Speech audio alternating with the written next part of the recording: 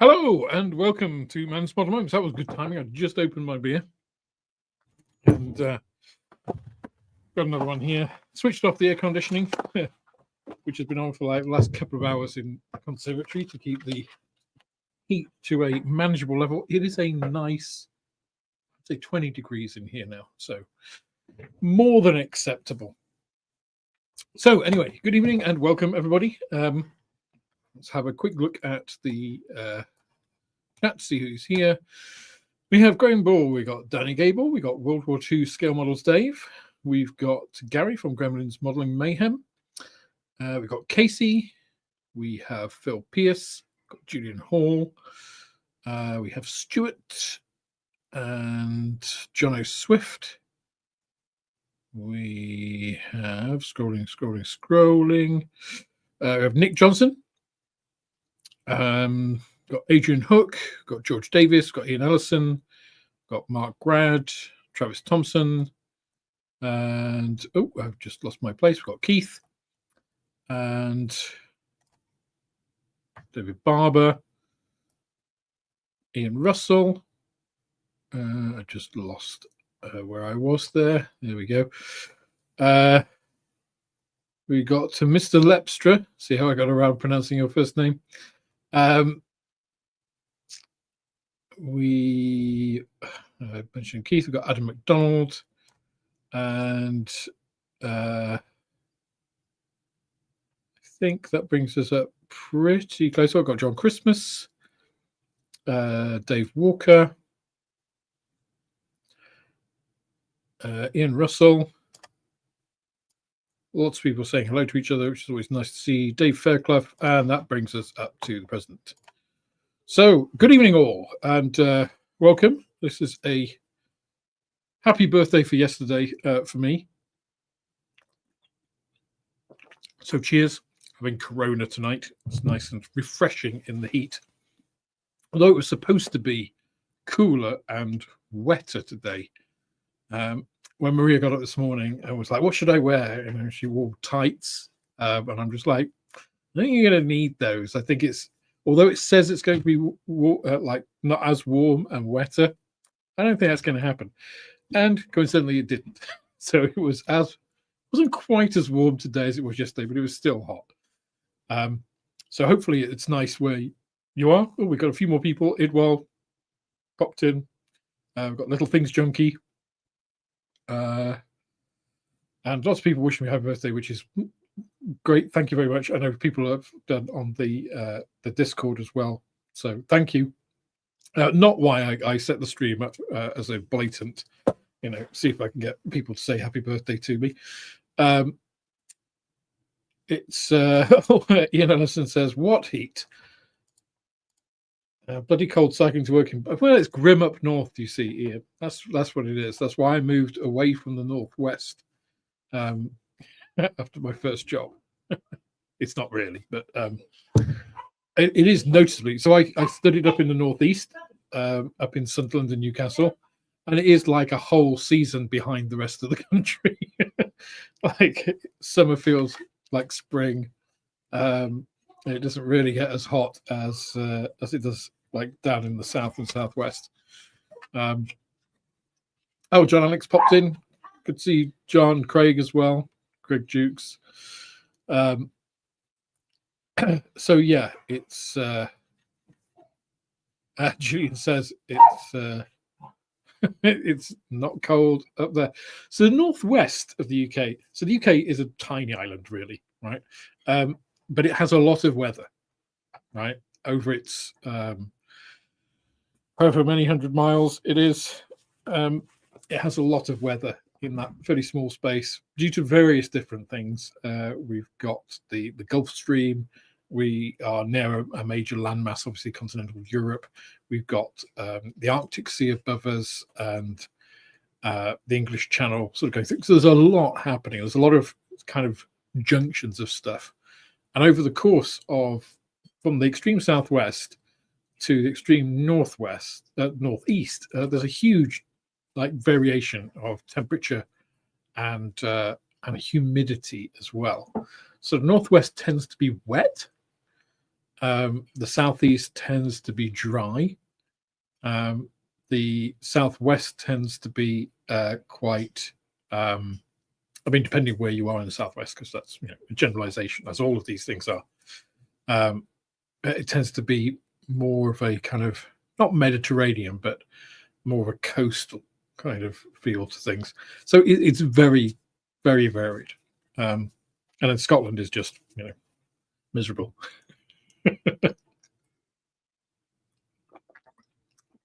But which is, excuse me, one of the reasons, of course, we talk about the weather a lot, and the English talk about the weather a lot, because we do have an enormous variation. Whereas, obviously, if you live in California, having been in California quite a lot, it's usually nice.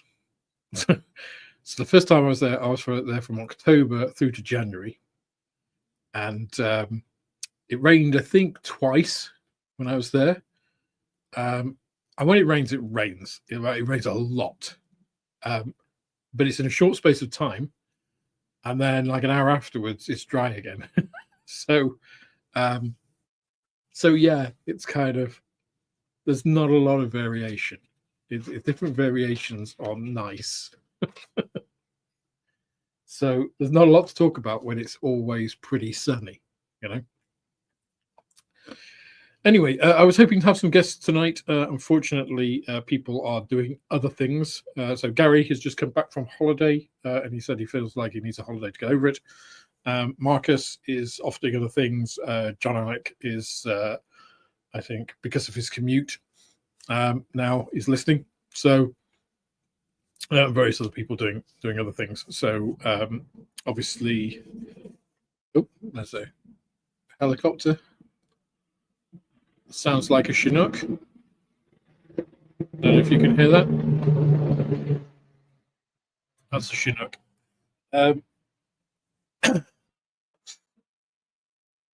Bloody loud things. So it is just me, and I put the topic of birthdays, obviously because I just had mine, and I thought it's quite topical, if you like. Maria also had her birthday. We're like within 4 days of each other,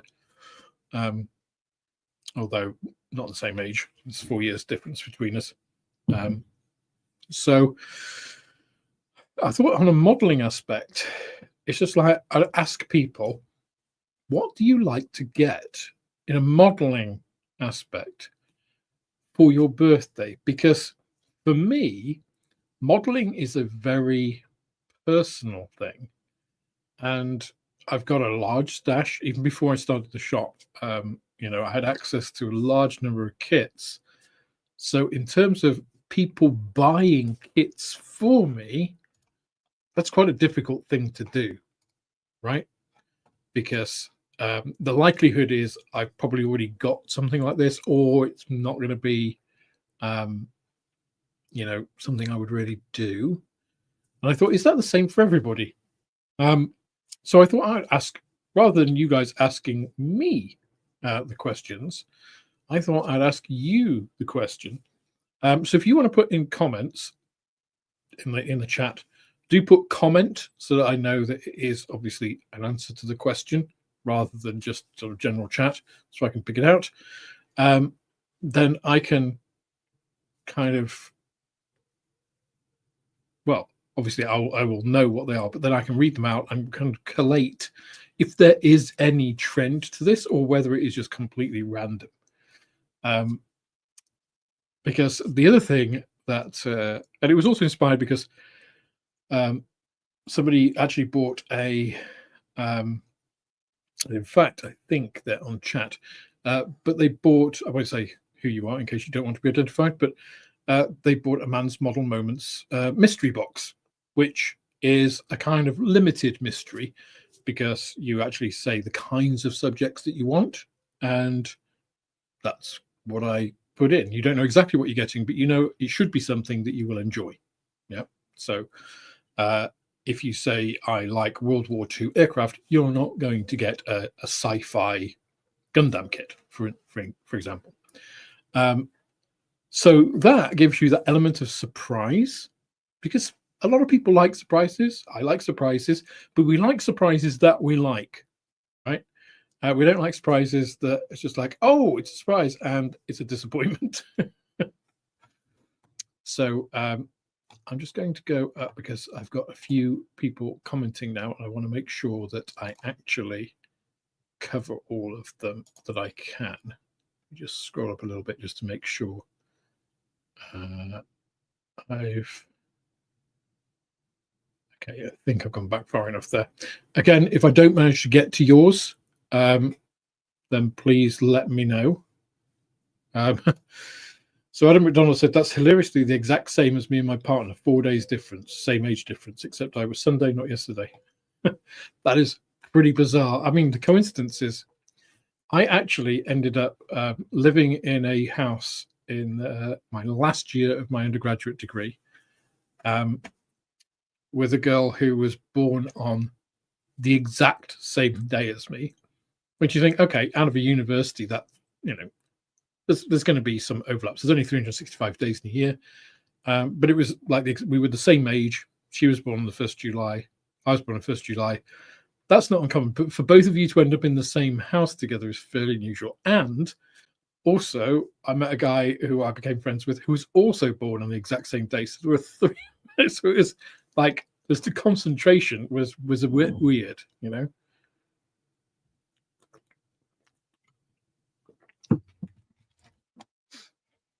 It's got a few more people popping in as well. So Jack the Modeler, welcome.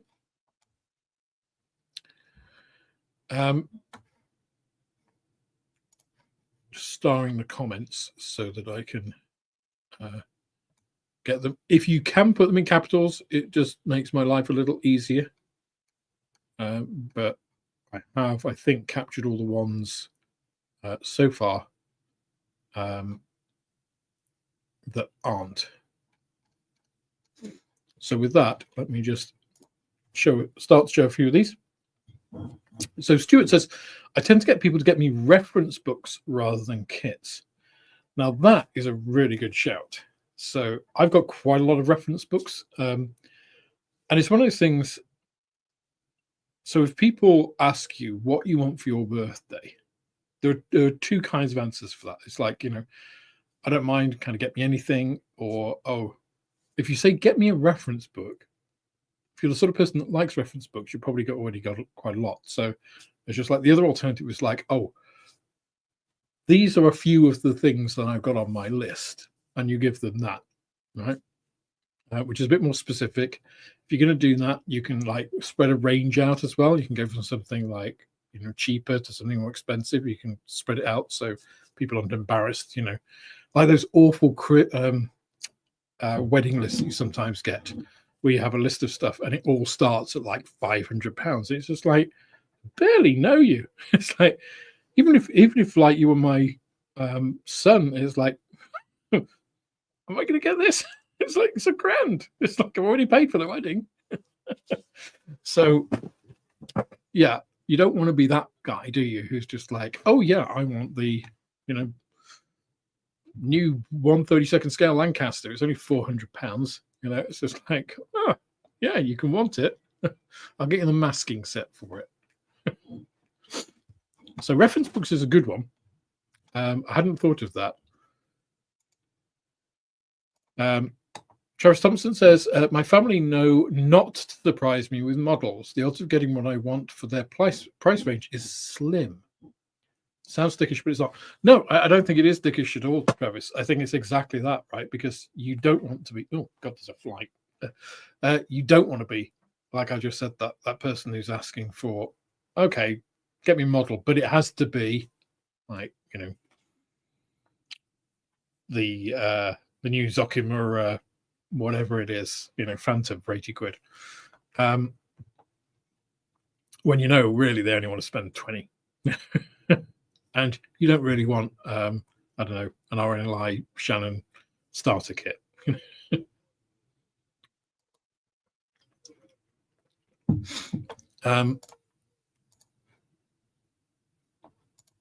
Julian says, maybe the safety net of a Jadlams or other online retail voucher.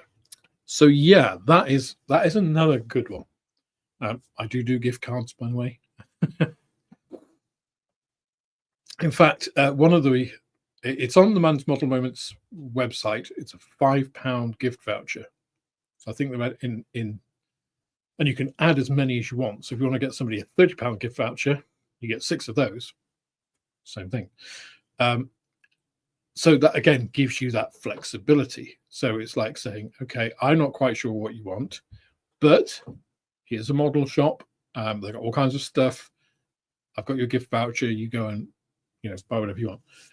I've had quite a few people do that who's come into the shop who aren't modelers, but who have a loved one who is a modeler, and they want to give them something, and they're just like, do you do gift vouchers? Yeah.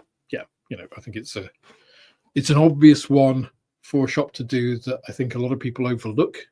But that I think that it's a good, like say, safety net. And I think unless I think even actually if you're young, I mean, when I was young, and the kids obviously, especially, I say especially back in the day, but I don't know how it works now.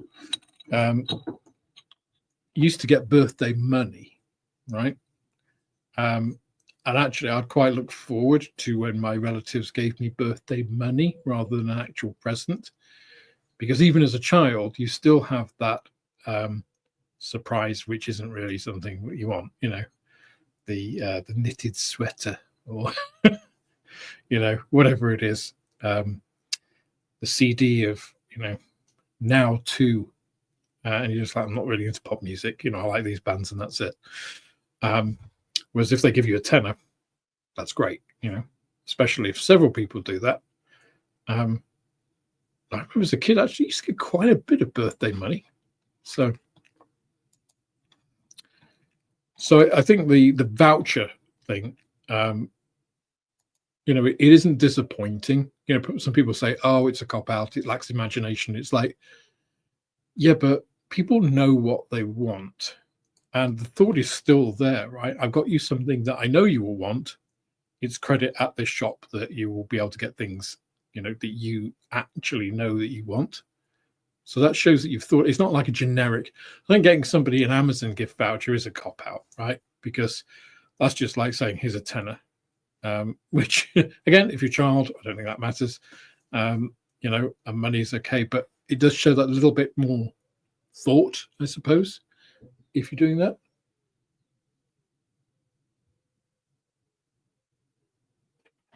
No, I'm streaming. Sorry. No. Maria has come in and is asking for me to go and do something with civilization. Everything's frozen. Well, I can't help you then. Unplug it, turn it off and turn it on again. She is not very IT savvy. And if everything is frozen, I would do exactly the same thing. I would turn it off and turn it on again. Sorry, it was a short commercial break there. John Christmas says, tend to be given money for Telford as birthdays closer. So that actually covers exactly what we were just saying, right? Money, if you're going to an event.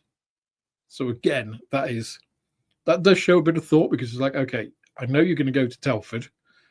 I know cash is king at Telford. So here is X amount of money, to go and spend that.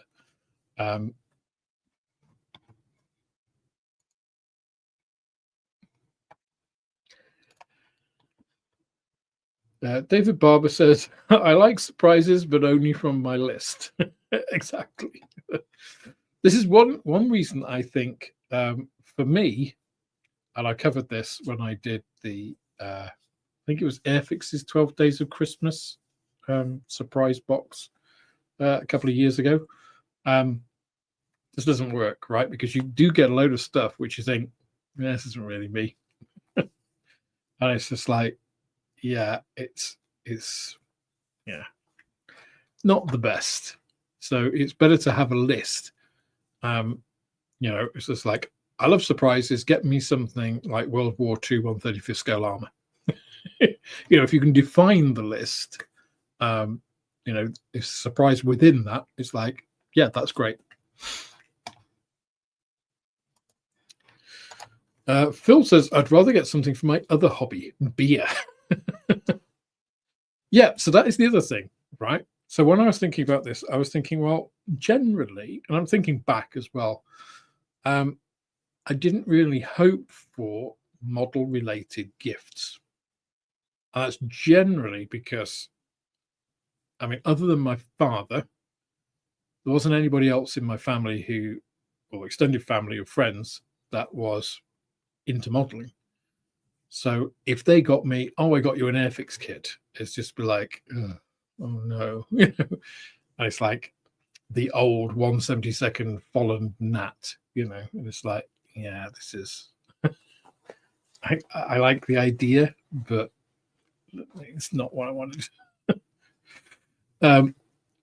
So I'd much rather have something which was non-model related, whatever that was, rather than a model related thing. I mean, Maria actually got me a new toothbrush, which sounds very dull, but my old toothbrush is electric toothbrush, obviously.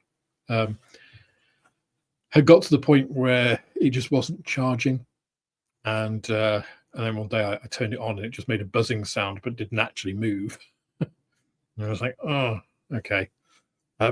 So she got me a new toothbrush, knowing that mine was dying. So it was just like, it was perfect timing, kind of, as well.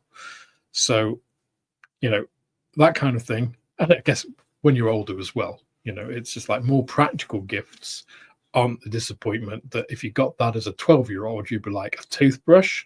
Screw you. What the hell is this? But I do tend to find non-model related stuff is, if in a way, it's safer, because you don't have that risk of, okay, well, like I'm currently doing the Airfix 124 scale Stuka. Now, if somebody bought me an Airfix 124 Stuka now, I'd be like, wow, that's a really thoughtful present, and it's absolutely no use to me at all. There's a high risk in there that I've done the kit already, or I'm doing the kit, or I've already got the kit, or I have an alternative to it, so that there's not that excitement. And I hate faking excitement at gifts. I don't know whether I'm good at it or not, but yeah, it's kind of that, do I want to be it is deceitful, right? I know it's to preserve people's feelings, but you kind of don't want to, and it makes the other person feel bad as well, if they think they bought something that isn't useful. So yeah, beer, I think for if you drink beer, I mean, beer is always a good option. So Phil Pascoe says, I bought an ICM 148 scale Beaufort with a voucher I received. You see, I mean, first of all, excellent kit. And I think that's a good use. And again, getting a voucher, and then, having a look and seeing what's in whatever shop you got it from, and think, actually, that's exactly what I wanted. Or, for me, the other thing is, if you have a voucher for something, you can be a little bit more experimental than if you were spending your own kind of hard-earned money, as it were. So I know, I would be, okay, if I've got a voucher for this, okay, I wouldn't normally spend that amount of money on that kit or that tool or whatever it is. But as somebody's given me this, I'm going to go for that, because I really like God hand nippers, for example. Say somebody said, oh, these are amazing nippers, but they're like 80 quid. If I had, a voucher for £40 and £20 of cash money from a couple of people, like, I have that £80 now. It's like, you know what? I'm going to go out and buy those, high end, what I would consider a luxury, because there's no risk. You know, it's like speculative. I haven't paid for it, and it's something that's desirable that you wouldn't normally go for. I think that kind of it hits a lot of little notes and presses a lot of buttons, that kind of thing.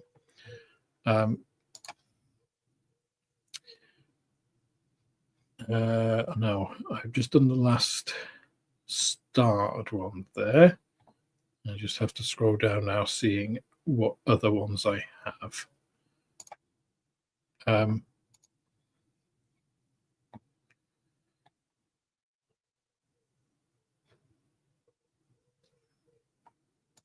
Oh, now there's a question I'm going to duck.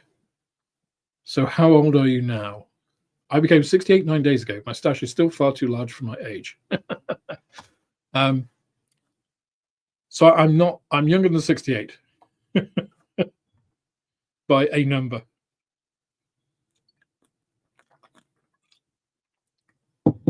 But it's still a reasonable cricket score.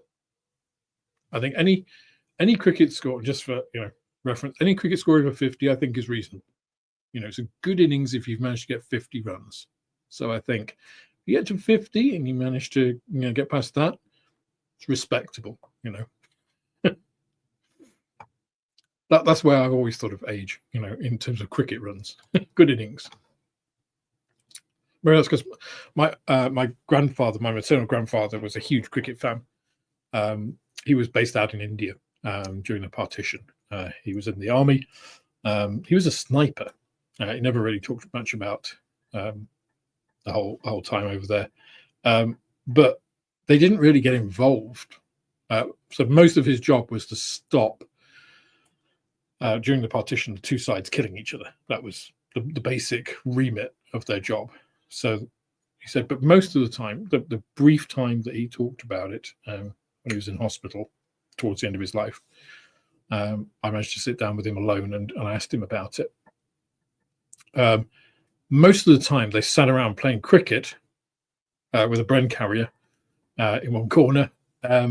So if they were called, they all hopped in the Bren carrier and off they went. But most of the time, they spent playing cricket. So that he got a lifelong love of cricket from that. He became an umpire and did that well into his retirement. So maybe it's my exposure to that, although never being a cricketer myself, never really enjoying the game in the way that he did. Maybe that's part of his legacy there. Comment, what's this XP thing? You'll have to explain that, Jack. I must have either mentioned something glibly in passing or missed that. So just let me know exactly what that is, and I will try and attempt to answer the question. Adam McDonald says, for birthday stuff, I mainly went with asking for basic supplies. I go through a lot. The other answer is money and ordering a mystery box because model surprise from someone knowledgeable. Well, don't know about that, Adam. Speaking of which, you should have that box by now. It certainly went off this earlier in the week. So if you haven't, I'd be slightly disappointed in the delivery service, which I paid for. That to me, like using Royal Mail or any other delivery service, it's not whether it takes 1 day or 2 days. It's, did you get the service you paid for? Being that, it costs more. One service costs more than the other, and it's just like, if you're not getting any extra out of it, it's like, well, you might as well just have one service and just say, it's around 3 days. Let me know. Casey says, comment, my best gifts so far were a really good 3D printer and a certain lack of you spend how much, look at the spectrophotometer bill. Yes, I get that. 3D printer is an interesting one.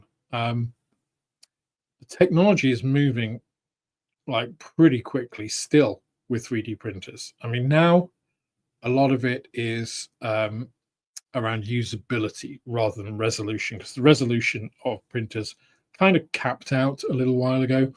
A lot of it is restricted by mechanical accuracy in the Z dimension rather than the optical resolution, I guess, because you can get very high resolution screens. I mean, like 16K something now. But the main problem is your mechanical resolution isn't going to be as high as that optical resolution. So a lot of it is more about usability and software and firmware tricks to, like anti-aliasing, to get around that. So let me know what printer you got, Casey. I'd be interested.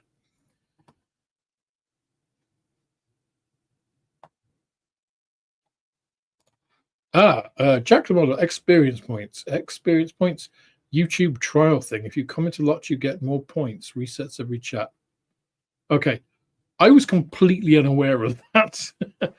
YouTube do all of these experimental things. They don't necessarily inform us as creators about them. So that's a new one on me. I've not seen that, which is why I was completely flummoxed by your question, Jack.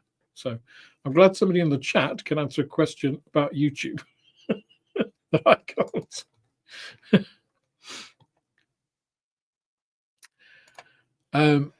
Adrian, just having cold, hard cash slapped in your hand and be told, put it towards something you want. Yeah, I think it's always a good call. I think any age, I would say 12 up, really. Cash is always a good option. I think younger than that, when you're still like a kid, 12, I think, you go to high school or comprehensive or grammar school, whatever it is in your region.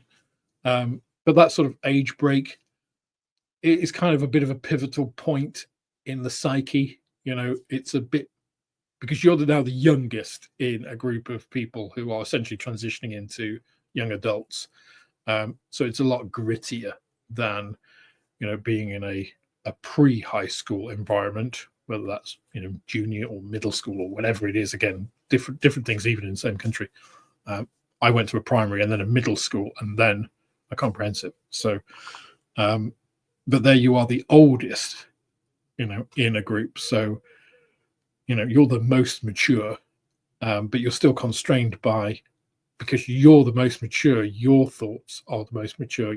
There are no peers, whereas a high school environment, there's always somebody older, and more mean or more worldly or whatever to learn, good or bad, from. So I think that kind of 12 age, I would say, for cash, is where you become more appreciative of cash, I would think. Before that, when you got more of a childlike mindset, and having a physical thing now, I think is less disappointing. Cash seems a little bit more abstract, I suppose, and a bit it's nothing on the day sort of thing. I think you soon learn, though, once you get cash. Can you pause the YouTube game? Is that this XP thing? I don't know. I don't know nothing about it. I'll have to defer to the better informed. Jack the Modeler, comment: how do you ask someone what they want for their birthday without them knowing you're going to get them a kit, if you know what I mean? Yeah, I think that's really hard. Because the way that kind of you traditionally ask somebody what they want for their birthday is you ask months before, right? What kind of things they like, what's something you'd always wanted. You can slip that into a conversation when the birthday is temporally far off, so it's not associated, it has no association with the question, and it's just you're chewing the fat, kicking things around. It's I'd really like the, I don't know, Ryfield models Leopard 2, but it's not a kit I would ever get because it's too expensive, or or they can't get it in my shop or whatever it is, and then you keep that in your mind, and then come the time you get it. Now the problem with that, with kits, is, or with anything really, is that there's the danger that in that intervening period that person buys that thing or has it bought for them, and then when you get your surprise moment, it's just like, oh yeah, I've just got that, It's just like you scuppered, right? Which actually happened with my birthday present. So Maria had bought me the toothbrush in advance, knowing mine was dying. When she was away, it actually gave up the ghost, like the day before she came back. And so I said, "Oh, my toothbrush finally died. It's not moving." So I bought myself another one on Amazon. And she said, "You idiot! I've just bought you one for your birthday." It's like, but the one she bought me was better than the one I got on Amazon. And because it's on Amazon, I just sent it back. So no foul, no harm. But that is a danger, of course, with a physical kit, which is, unless you buy it from Amazon, which I wouldn't advise, of course. So that's a tough one, Jack. It is a tough one. And I'm not sure how you get around that.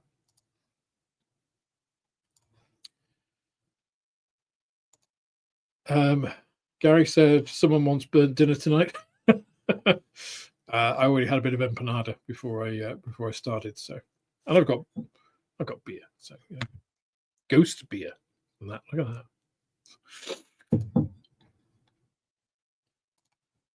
that. Craig says, "I bet you would move if she dressed a little risque, Alex." Actually, she was wearing very little because it's quite warm.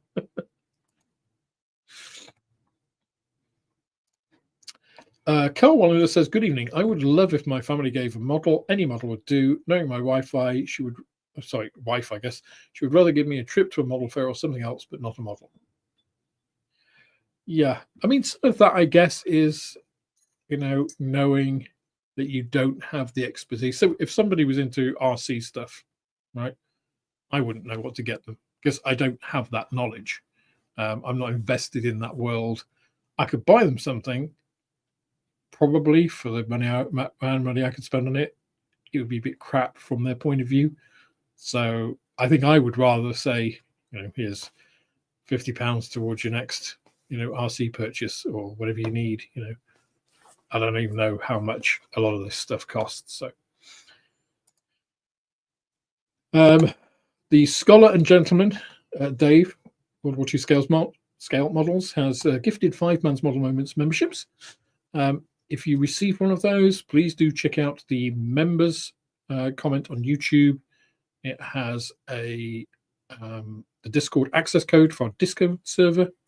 So access to the Discord server is available at any level of membership. It's where we, as a little community, can hang out, discuss things. I can post, bits and bobs, videos, work in progress. You can ask questions. I'm always on Discord, so it's the easiest way to access me. So thank you, Dave. Much appreciated. Craig says, "One of my sons got me an Airfix small mystery aircraft bundle. He had looked through my stash to avoid any repeats." That's pretty good, and that's knowing that somebody's done that as well, just put that effort in, because I think a lot of gifts in general, not just birthdays, is about the thought that goes into it. So even if it's not something that necessarily works well, for whatever reasons, if somebody's thought something out well and executed it and then gifted it, and it's just like, you can see all of that. I think it is the thought that counts in many ways, and which I think is why traditionally cash has always been seen as like, no, it's just cash, it's easy to do. But sometimes cash can be very thoughtful in that way. Julian says, "If you're a fairly new modeler, a mystery box could be good as you're still learning what genre you enjoy best." Yes, I think that is where mystery boxes really, lie, if you like. But yeah, it's kind of, that's a fairly niche market, because especially if you look at the Airfix mystery boxes, they're not that cheap. So it's a bit of an oddball. I'll come back to Airfix. Oh, David Barber has also gifted 5 Man's Model Moments memberships. Thank you, David. Some very generous people in the chat tonight. So again, do check out the YouTube comment. It's a post. It's posts now, not community. So go to posts, look at, or if you, I think you can screen it. I can screen it for members only posts, and then you will see the Discord link post, and you'll be able to go in and join the Discord through that. I'll check as well after this stream to make sure that that is still currently active. Julian Hall says, I'm playing level 55 of the Game of Life. Agreed, ref practical presence. So, yeah. I think practical presence are, well, I mean, losing names that they're practical. And again, I think once you reach a certain age, practicality and pragmatism is more welcome than, you know, this idea of a great shiny, you know. Maybe it's just because life has ground down our expectations.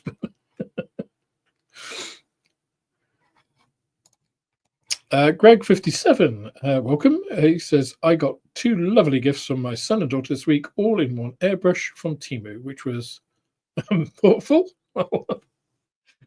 It's the thought that counts, remember, Greg.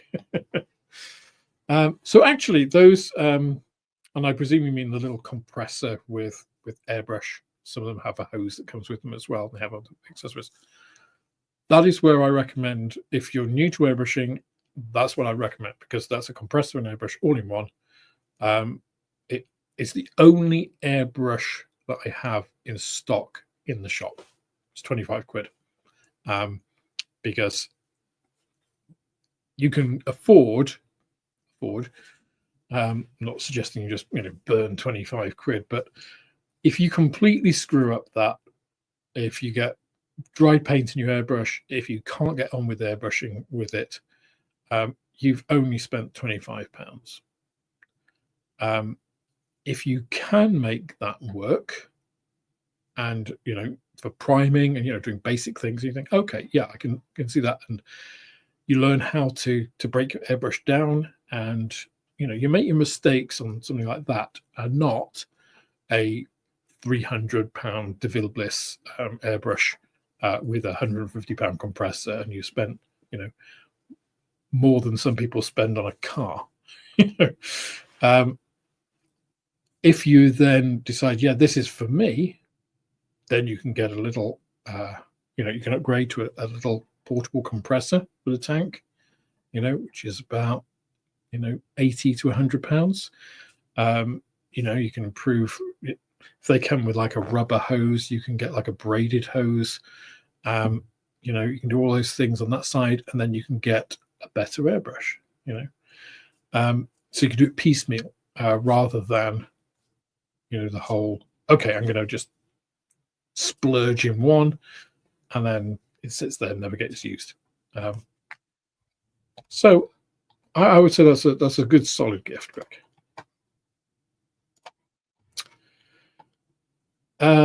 Alex, would you welcome a voucher to shop at Airfix? I mean, yeah, I could get some stock for the shop and it wouldn't cost me anything. Again, I will come back to Airfix because they have some interesting developments on that side. Greg says, as a kid, this is Greg Webb, not Greg 57. As a kid on the 70s, relatives realized that a model kit was an easy gift for me. So on Christmas, I ended up with 4 1/24 scale Spitfires, a bit of one-upmanship on their part, I think. Wow. 4, eh?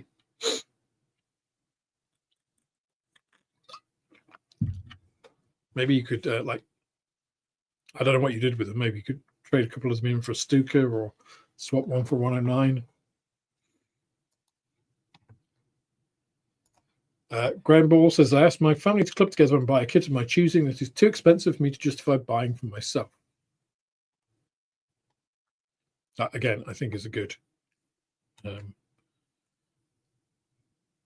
thing to do. An X1C. Okay, X1C 3D printer. Oh, the Bamboo Lab one. Oh, very nice. And now is that just the X1 or the combo? I mean, it's nice. It's nice either way. So that's a filament printer, right? Okay. A multicolor filament printer. Interesting.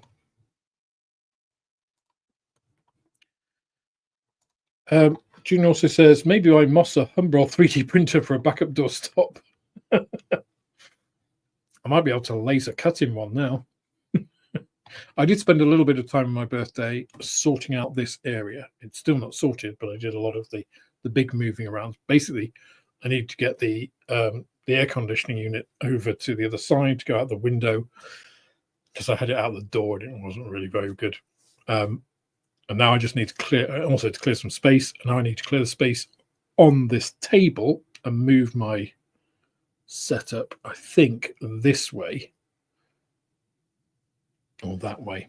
One of these ways to be able to get the laser cutter in, because it is huge. The box is massive. It's like about 1 meter by about 60, 70 centimeters. Bed platform size. So I need to kind of move all of this, clear all the accumulated junk that's on here, and get that set up so I can do some interesting projects.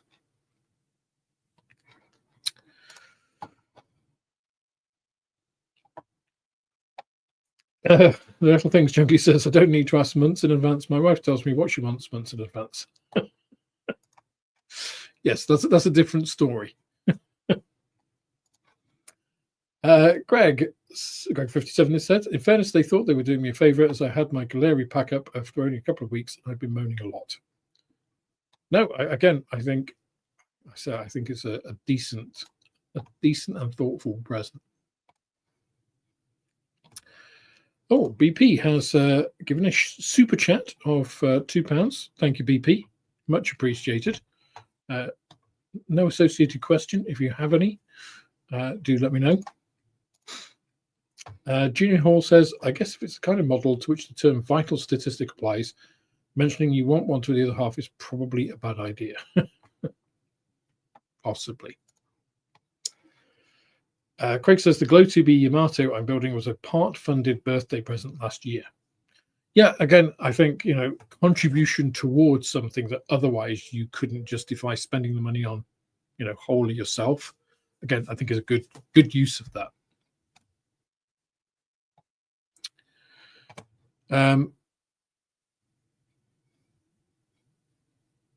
Let's see.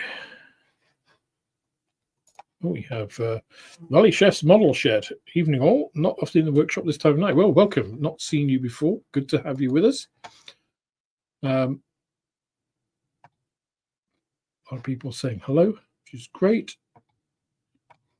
So we are nominating Alex for Hornby's Model Retailer Year when it comes around again. Do you know what? I think that would be absolutely hilarious.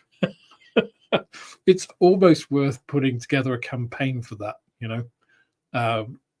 The thing is, they curate that quite carefully. So if you look at the results from last year, it wasn't who got the most votes that won it. Right? It's not a democratic process. There was a People's Choice Award, but that wasn't who won the overall prize. So it's Hornby choosing out of the nominees. So I would never win it, obviously. I tell you what, let's address the Hornby stroke Airfix thing now, because that was one of the other potential topics for tonight, and there have been a few developments on that. So I think it's probably worth discussing. So for those of you who don't know, I put up a post, I think it was on Monday, after having confirmation from Hornby that, let me rewind a little bit. Okay. So obviously I have pre-orders for Airfix kits on Man's Model Moments website and the shop for people who want to get those kits and get them through the shop, which is great for me. Getting pre-orders helps with cash flow. It means I can gauge the orders that I need to get from Airfix. That's all great. I place those orders. Once I've got a rough idea of the pre-orders, I will add some onto that number and then send that to Airfix. What happened in the past is that, say I ordered 3 kits, not a lot of, or even say it was good, like the RNLI Shannon was pretty good. I think I had like 11 pre-orders or something like that. It was around that number. So I can't remember exactly what. Say it was 10. Let's make it a nice round number. So I ordered 10 from Airfix. They arrive. So it's released. They arrive in like a couple of days, and I send them out, and everyone's happy, right? In some cases, they got to people before the ones that Airfix sent to people themselves, which is great, but that wasn't the intent of the pre-order. It's just that you get them once they're released. As soon as I have them, I send them out. There's no delay there. Now, obviously, 10 Airfix Shannons at £20 retail, so £200 value, if you like, doesn't trigger the Hornby minimum shipping quantity, the MSQ, of £250. So what they would send pre-orders for new releases independently of any minimum shipping quantity, which is only right and proper in my humble opinion, because otherwise you think, I'm not paying £200 for those kits. Right? I don't make much margin on Airfix kits. Part of that is because I have to compete with the internet, so I price everything at 10% below RRP to make it competitive. I make a small margin, and then there's the trade price, right? So for argument's sake, let's say that's 2/3. Yeah, because obviously there's VAT. I'm not VAT registered, so I pay VAT on top of trade price. So say it's 2/3. So there's a third profit. I give 10%, so it's about 25% roughly. So I'm actually, for those 10 kits, I'm not paying £200. I'm paying 2/3 of £200. So that's well under the 250, right? So if I actually wanted to trigger the minimum order quantity, I'd have to have ordered like 20, say 25, to be safe, to be sure. Yeah, because it's obviously the value is on the ex-VAT number. That's the number that Hornby have for the minimum, and any company has for the minimum shipping quantity. Now, most retailers have this as the minimum free shipping quantity. Right? And one of the problems with Airfix is there wasn't an option to pay if you were under that.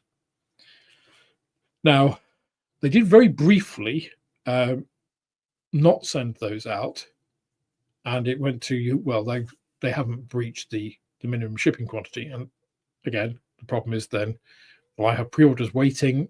That means I've got to make up the difference in whatever is pre-ordered to the minimum shipping quantity of Airfix stuff, X-Trade, to enable those to ship.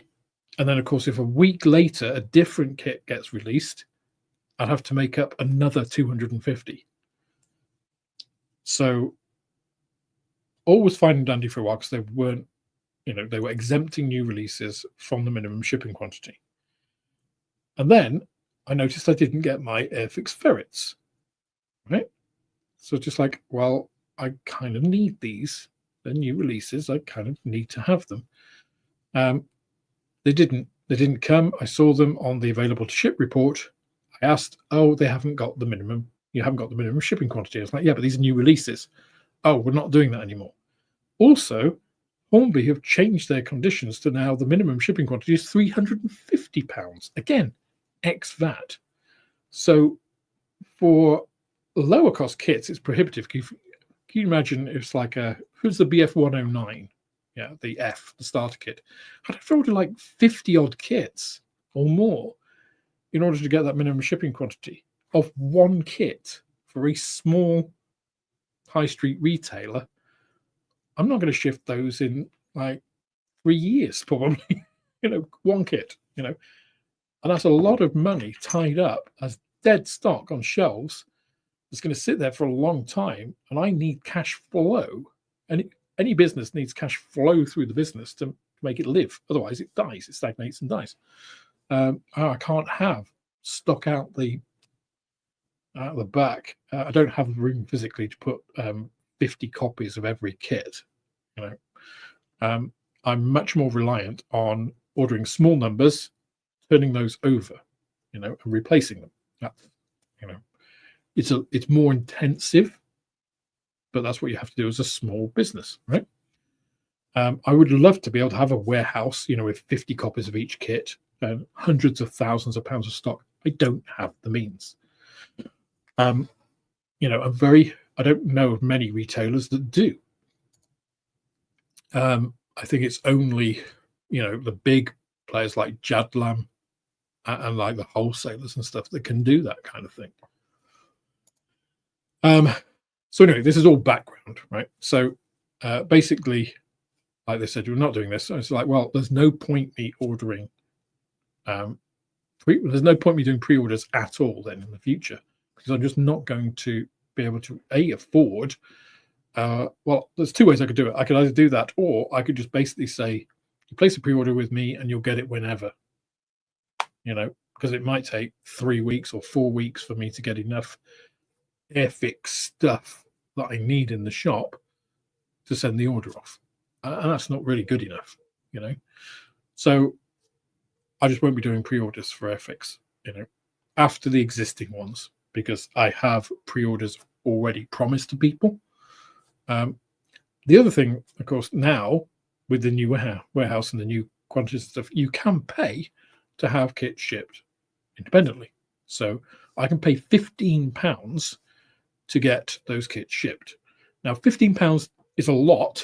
It's more than double any of the other wholesalers or anything shipping charges, right? But the problem is that's £15. If I've only got, say I've got 3 pre-orders for a kit, Alvin Stalwart, right? So I've got 3 pre-orders and I get a couple in for the shop as well. So I've got 5. £15 across those 5 kits, that's only £3 each. But £3 actually eats into the profit margin of those a lot. So then it's like, bear in mind that the pre-orders, you don't pay shipping from me. So I take on the burden of the shipping as well.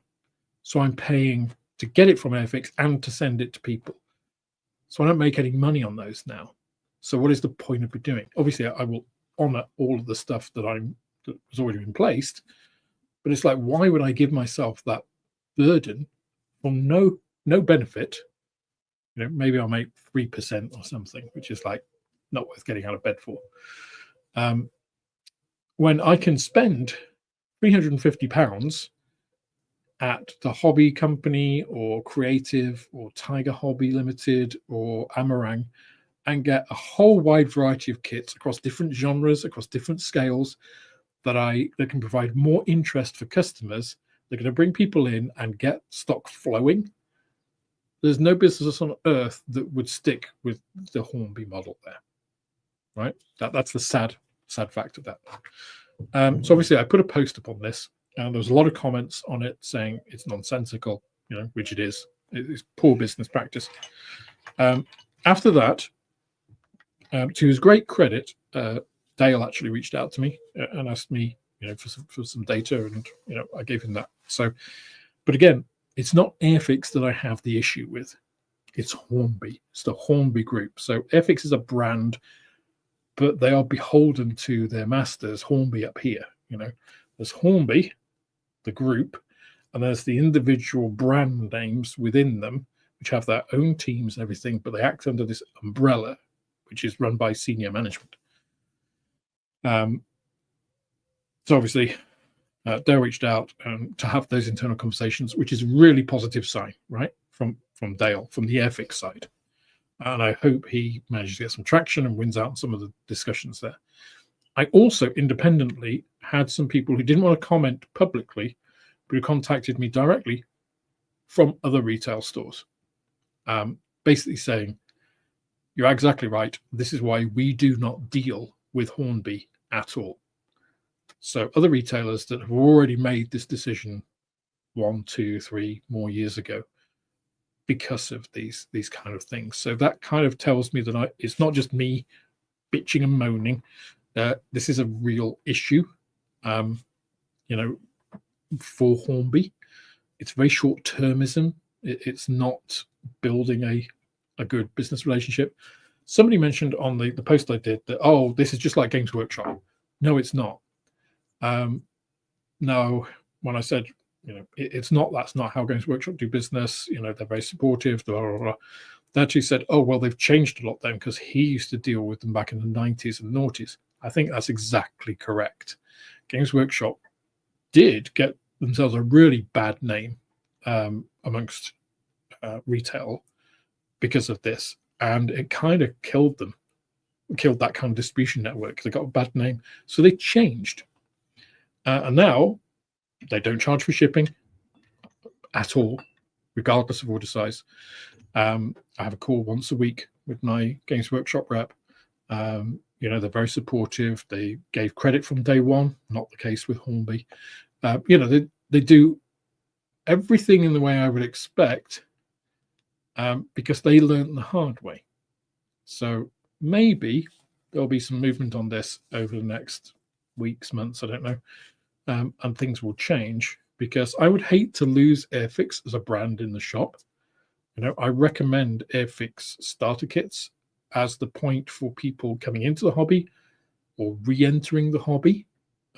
So I think if you have somebody in your family who has an interest in modeling or an interest in historical aircraft or in the Red Arrows or anything like that, and they are of a creative bent, an Airfix starter kit is a perfect first model kit for people.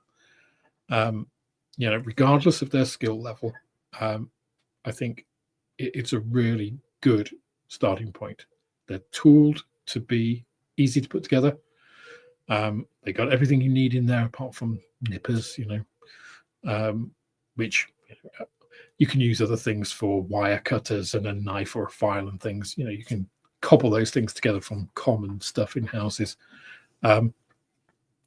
So it would pain me if I do end up, winding down the Airfix side of things. At the moment, I am looking at, can I get them from wholesalers and just avoid the Hornby problem, which I know is what some of these other retailers have done, which again, it's not great. Dealing with a wholesaler because as a direct manufacturer, you're too toxic to work with is not a great look, really. So we'll see. That's been the experience. It's all obviously fluid emotion, but we'll see what happens over the next however long. So there may be further updates on that post. Let's see what happens. So during all of that spiel, there have been various comments and people coming in. So let me see about some of these. Julian Hall says, comment, I'm considering a Tina 3D printer. Tinas are only small, but I don't need a big one for the small things I'd want to print. What is a Tina printer? Let's have a look. Tina 3D printer. Okay, looks like another filament printer. So there's a couple of things on 3D printers, right? There are two main sorts. There are filament printers, and there are resin printers. Resin printers are often referred to as SLA for stereolithography, which has been around since the 1970s. But they used to use lasers for it. Oh, this goddamn irritating fly. Now they use typically LEDs, UV LEDs with a screen to screen out individual. It's just where you get your resolution from, the pixels. So you can do the entire layer all at once. So that makes it a lot faster, because before the laser had to trace out the entire path in the same way that a filament printer has to deposit all the way along the line. So filament printers have got a lot better, but they have nothing like the resolution of resin printers. So resin printers now can produce prints pretty much indistinguishable from injected molded parts like this. Yeah. A filament printer cannot. They're good, but they don't have that fine resolution that you need for this kind of these small things. So if you're printing very small things and want small detail on it, a filament printer can only go so far. It depends what you're using it for, what results you're hoping to get from it. In general, I would avoid stuff that looks like the Tina, because those little boxy ones that are run by apps, I actually had a company approach me, and they, in fact, Julian, you can have that printer if you want, because it's rubbish. It's not rubbish, but they're so limited in what they can do. It is only kind of like this big. It's slow. The resolution is not great, and they're really limited by the apps that they use, generally to pre-made files. So, yeah, they're very 3D printers.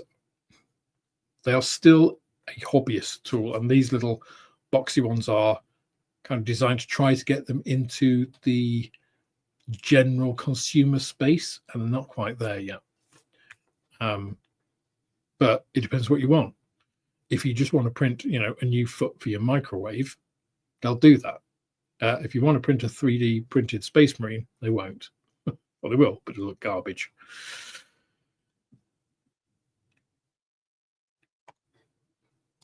So Casey says, check the Bamboo A1 Mini. It might be a much better option. Yeah.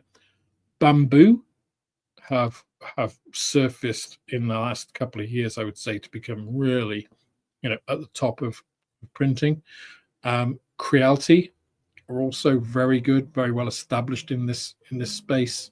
I have a Creality filament printer. It's very good. It does everything I need it to. Yeah, it's damn fly.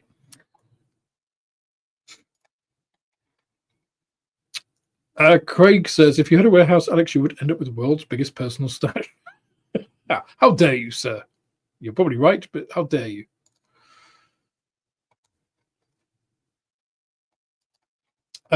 Max the Multi-Poo. So, Multi-Poo, by the way, if anybody doesn't know, is a Maltese crossed with a poodle. I presume that is the Multi-Poo that you are referring to, Max. I know that because it's one of the breeds that we considered, because they're quite hypoallergenic. But he says, one-time models in Edinburgh are soon closing down. A couple of restaurants will replace them. So if they aren't doing well where they are they going 100% online from a Midlothian warehouse? That is, I saw something on this recently about a planning application. I don't know if it's been confirmed that they're closing, but there was a planning application for turning that into a cafe/restaurant. Some planning permissions are done speculatively, so I'm not sure. I haven't seen anything on them definitively closing, but I know it was put out there. I hope not. From the posts I saw, and from my own personal experience of Edinburgh, it has enough bloody restaurants along that street, right? It doesn't have the model shops, and Wonderland has been a staple for a long time. In Scotland, it has been the place to go for a lot of Scottish modelers, and it's been a firm favourite at Telford, for instance, in some of its deals and things. So I think it would be a real shame if it did close. But who knows? I mean, I think this is a problem not restricted. Well, it's definitely not restricted to model shops. High street pricing is a problem. I'm very lucky in that my property is owned by the Memorial Hall behind me, which is a charity. So the rent is very reasonable. It doesn't qualify for business rates because of the rateable value of the property. So my overheads going into it are very low for a high street. Okay, it's high street Wincanton, but still. If I had to relocate in Wincanton, it would still be a problem, in terms of prices. I did look at Shaftesbury to open a shop before I opened. There was a great location, and I think I've told the story before. It was a fabric and sort of carpet shop, curtains and things. The rent they wanted was £2,500 a month, which, if you think at a 25% profit margin, which is kind of what I base all of my calculations on, that means you've got to do £10,000 a month just to cover your rent. Just rent. How many businesses can do that? Now, bear in mind, if you're employing anybody, you then have to add on your employment costs. There's the business rates on that property, because that is certainly rateable. There's your electricity, and all of that. That's a huge set of overheads. The £2,500 rent for a retail property, in Shaftesbury, which is hardly, it's not Salisbury, it's the footfall there isn't quite that high. So it's been said for a long time, in terms of the high street and in terms of development. I think councils and things need to take a good look at why there are all these out of town developments, and why businesses go to, the shop I used to go to when I lived in Bratton was Triple Helix War Games, which was on a business estate. You had to drive to this well, it wasn't even a business estate, it was an industrial estate. So you had to navigate the big lorries and stuff going around to get to this place. And why? Because it was the only place that the rent made sense. So, that is a different story. But certainly, Wonderland, if they are closing, would be a big loss, I think. Question from Beyond Scale Models. Alex, do you feel that the budget for hobby products of the regular client had become much lower? The budget for hobby products of the regular client. Not quite sure what question you're asking there. Please do clarify. So, clients spend less. No. So I use Shopify for my website and for my stock control and my point of sale, because it's all in one, right? That's obviously a cost to the business. So I pay for their service. They also do the card machine thing. It's all in one. They also provide finance as well. You can get business loans from them, short-term business loans, and that has helped me. They also provide a bunch of metrics, because obviously it's in their interest for you to succeed, right? They want you to succeed, so you keep using them and keep paying them money. That's a good business model. I have no issues with that. So I know how much money I've made in a week, what's been my total spend, all those things. And I do look at it every single day. So I know, am I at a loss this week? It's difficult because I try and spread it over a month, because a month it usually balances out, right? You have bad weeks, you have good weeks. So a month is a much more stable period of time. Whereas things like the weather, can affect day to day, week to week. Over a month, it's a bit more stable. Those things still have an effect, but it's a bit more stable. Now I know that my average order value is pretty static. It's gone up a little bit. I just get more orders now than I used to. So people still spend about the same. And that doesn't really surprise me because kits haven't gone up in that time. It was really interesting, actually. I had a load of comments on my last video about how modeling has changed. Is modeling dying? Asking that question. A lot of people that said yes in the comments. They obviously hadn't watched the video. They were just, saying the first thing that comes into your head on a video is not a great idea. I'll leave it at that, right? A lot of anecdotal stuff. There were also some really, and I responded to them, as if they did it respectfully, I was respectful. If they didn't, I wasn't. That's the way I react with people. I try and reflect the spirit in which a question or a comment is given. If somebody just leaves a dickish comment, I'll tell them that was a dickish comment or give them a snarky reply. If somebody's respectful, I'll be respectful in my considered response. I think that's the way everybody should be, right? You give what you get. It's do unto others as you would have done unto yourself.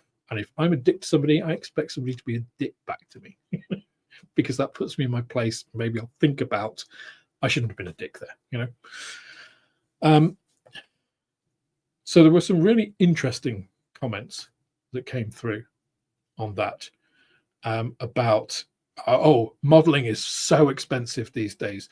It's pricing itself out of, and it's all, I'll say it here, rubbish, right? If this is a private stream on Sunday, I'd use different language, but I do want to try and monetize this at least. It's not.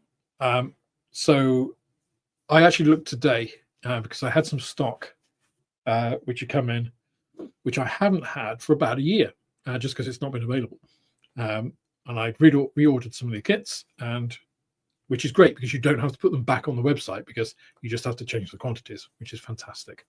Because otherwise it's like 15 minutes of product to put everything in, because you got to put in the SKU, you got to put in the barcode, which is individual. You have to get that off the box because most manufacturers, most wholesalers and stuff don't supply you with any information on what the barcode is. God, I wish they would. It make life so much easier. Plus a description, pictures, all of my behind the scenes stuff to make sure it shows up in the right places and all that kind of thing. Whereas old stock, it's like just restocking, you just change the quantity. It's like, hallelujah. It's like, click, done. But obviously you need to check, am I still being charged the same? So I need to check the price to see whether it's changed, because if I'm being charged more for it, I have to readjust the price, or potentially have to readjust the price, depending. I looked today and there was one kit, and okay, I'm being charged exactly the same as I was a year ago. And that's the case for most suppliers. Airfix did have their price adjustment. They let everybody know about that in advance. You can think of it what you will, but that's what it is, right? So I know some of the Airfix stuff that comes in, I have to adjust the price if I'm adjusting old stock listings on my website. Almost got the fly. So there has been no big increase, because they were talking about the last couple of years. So it's like, well, I've owned the shop coming up to a couple of years now. There haven't been any price increases, big price increases. There have been some small, actually less than inflationary price increases in a small selection of products. So recently, it hasn't got more expensive. Has it got more expensive over the past 80 years? Yes. Overall, it has. Has disposable income also increased over those past 80 years? Yes, it's more than doubled. Has the quality, part count, everything else gone up in the kits that we buy today? Yes, that's also happened. Are there no kits which children can afford anymore? No, there are. There are plenty. I deal with them every day. There's a starter range from Airfix for a start. There's a whole load of other kits. I've got some 190s, which are £6. £6, if you work that back inflationary, isn't a lot of money. And if you're telling me that a kid who comes to their parent and says, Daddy, can I have this kit? And he looks at it at £6 and they really want it, isn't going to say yes, then I think you're living in a different world than everybody else is. So the hobby hasn't got massively more expensive. Are we spending more on it? That's a different question, because as I pointed out in the video, the market has changed. The Airfix kits of 1976 were toys. I had this discussion in the shop the other day. They weren't made for modelers, inverted commas. At the time, I wasn't a modeler. I was a kid. I was making kits. I didn't, know anything about other than you put glue on it, you squeezed it together so that it would stick together, and then you painted it, usually while the glue was still wet.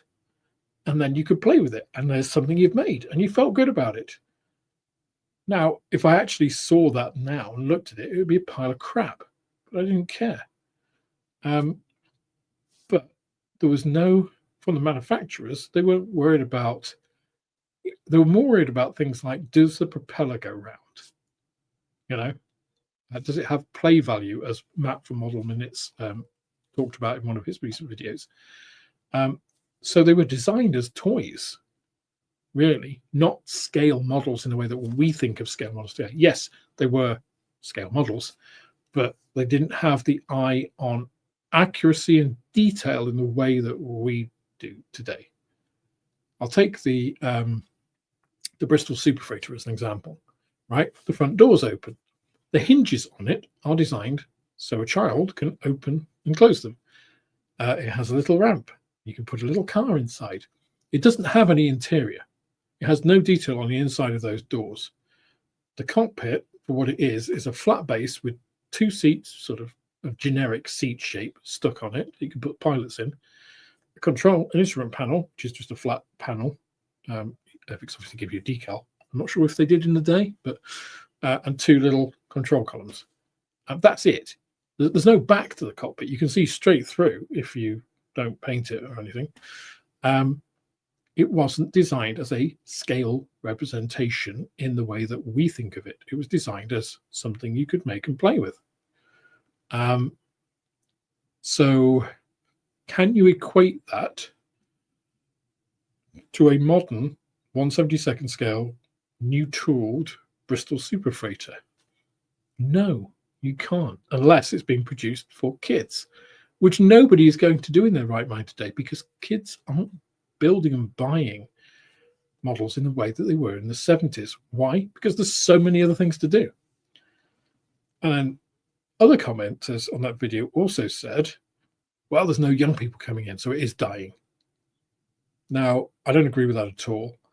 But I think the best response, and it wasn't a direct response to that, but it was a younger modeler who had commented and said, I think the reason that many people think that modeling is dying today is because younger modelers don't engage with older modelers. And that, I think, is perfect.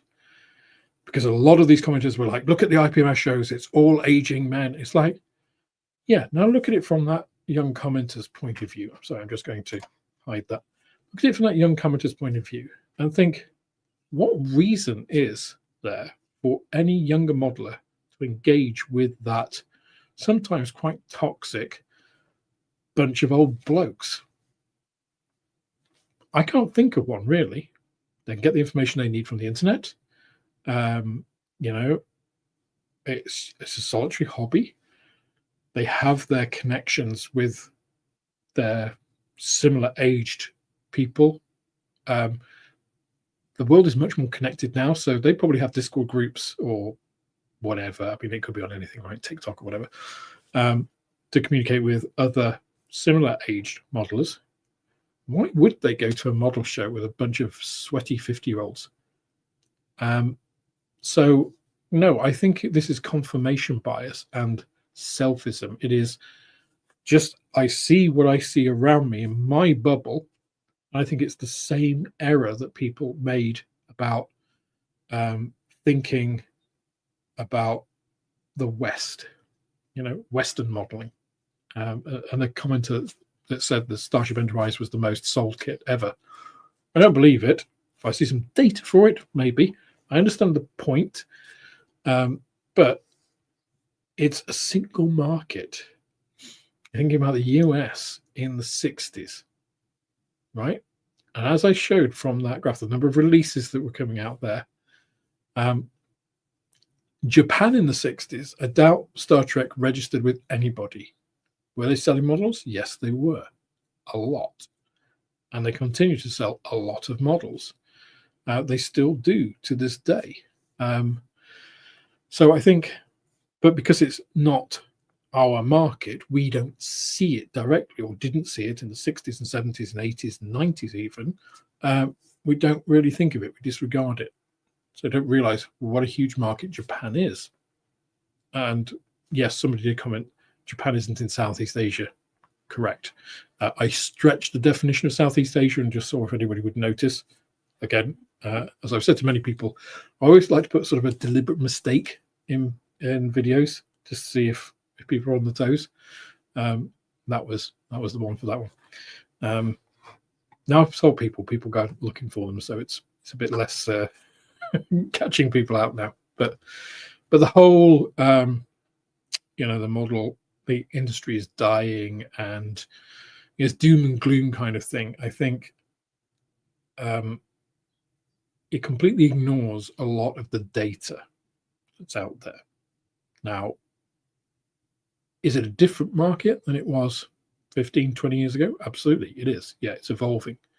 Is that a bad thing? I don't think so, really. Considering that I can buy almost any model kit of anything I can think of. I don't have to mortgage my house, or I don't have to spend say £100 on anything. I was looking actually today at my own shop, right? Because I price everything and I put it on the shelves, and generally I forget about it until somebody buys it, right? Or I have to, somebody's bought a load of stuff and I have to rejig the shelves so they don't have a big hole in one place. And I was going along. I can't remember what kit it was. I think it was like it might have been a Ryefield models or a Meng models. I think it was a King Tiger, or it was a big German tank, and it was 40 quid. And I thought, that's only 40 quid. It's just like, I thought it would be more than that. It's like, and I priced that. So if I can be surprised about how kits are not that expensive in my own shop, then I think some people need to get a bit of a realignment of what is expensive.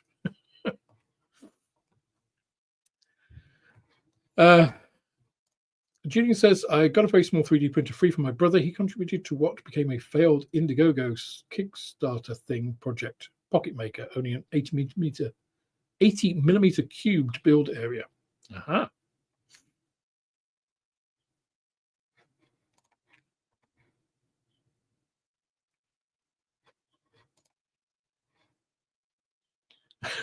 Jig says, wait till you hear about the Morky Maltese Yorkie mix. Wow. Morky. I like that. Anyway, that was a big sort of monologue there. I didn't mean it to be quite as much of that. That was a bit like an arch villain's monologue, wasn't it? When he just gets involved in it. But kind of, it is. I mean, all of this is related, right? It is all part of our hobby.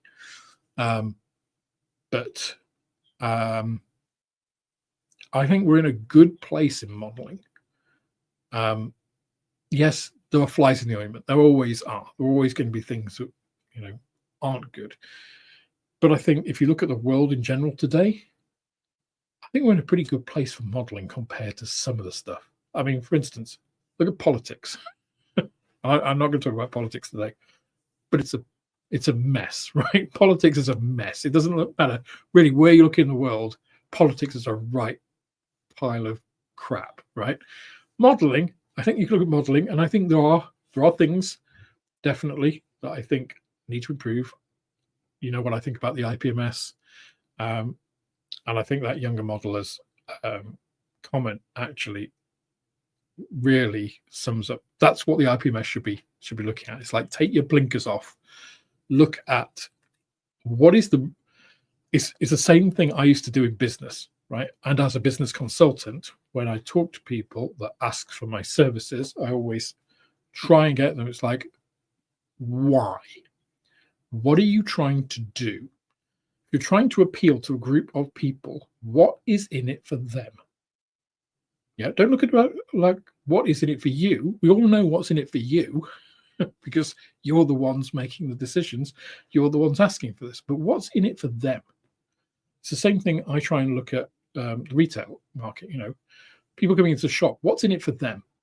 So one, prices have to be competitive. So I have to compete with the internet, because otherwise they can just look, say, that's an interesting kit. I wonder how much it's on the internet. Oh, it's £10 cheaper. I'll buy it there. And that's fair enough. I would do the same thing. So you have to be price competitive. So you've removed a barrier to, well, why don't I buy it now? Well, actually, I could buy it on the internet, but it's the same price. I'd have to pay postage and wait for it, whereas I can buy it here now. And also I can buy the paint for it and stuff. I've never heard of a brand, but I've seen something that I'm interested in, which is another thing. You get to see a wide variety of different things that you wouldn't see necessarily browsing a website. Maybe it's from a manufacturer you've never heard before. Well, I can ask the shop owner, and I'll quickly ascertain, does he know anything about modeling, yes or no? You can be the judge on that. What is this kit like? And then, so you can get that advice. So you're adding expertise. So these are all things that you need to look at, in any business, really in anything. What are you actually providing? What's the why? A bit like the Matrix, Merovingian. Sam says, although the plans were lodged by the bosses behind Wonderland, manager Ian Reid told Edinburgh Live that it's just business as usual for us and nothing is concrete at the moment. Okay, well, yeah, as I said, that's that whole speculative nature. So my local model shop has 2 Airfix kits, both awaiting stock. Yeah, and I wonder if it's for exactly the same reason, Julian. So they have. So every week I get what's called an ATS report, an available to ship report, right? Which I got last week, which is part of what prompted this whole. I keep trying to get that fly and I keep missing it. This whole thing with them, and there were 3 separate line items on that.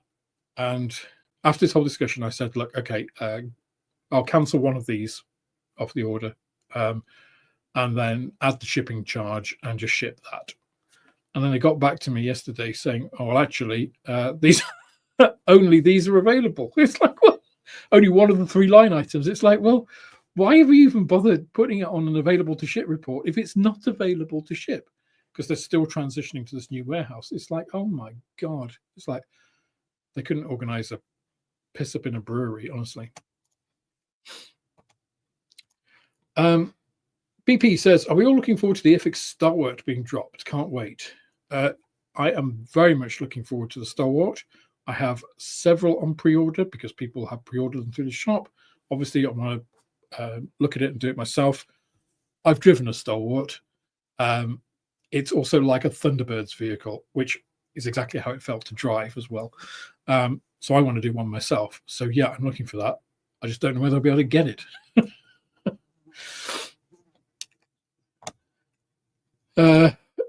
Julian also has a question. Alex Ari, the death of the hobby video. What about a video charting the decline of local model shops versus corporations?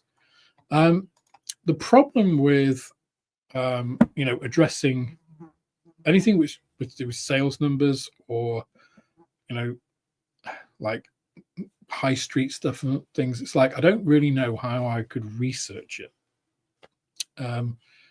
One of the problems, and this is something I noticed a while ago, and tell me your anecdotal experiences as well, is Google's crap now.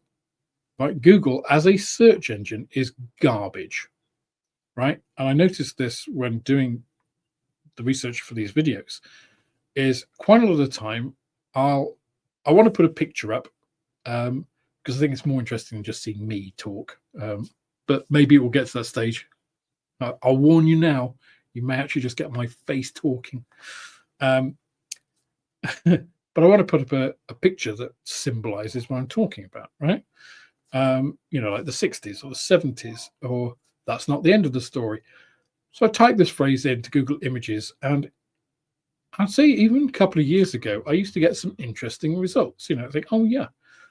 Now, what was there was one I put in, and it's basically the only results I got were a TV show, which had part of that name in. And even though I put minus TV show, it still came up with these results. And it's just like, this is supposed to be a search engine. You're supposed to be able to find things that you want, not just regurgitate the same old crap. And there's so many sponsored results and all this kind of stuff. So I've actually looked at using other browsers. So there's actually one that works in a browser called Brave, which I've just started using, which seems to be getting a little bit better in terms of its results. So yeah, that kind of difficulty in researching things is, if you've got anything which is like related to a common phrase or has like a TV show or a song in the title, you're screwed, because all you will get is like paid for sponsored results or like the most obvious thing. You won't get, like it used to be when Google started, you could actually find what you wanted, right? And some interesting stuff. Not how it's become. So I don't know how I would really research that thoroughly in any sort of reasonable time frame. Let's put it that way.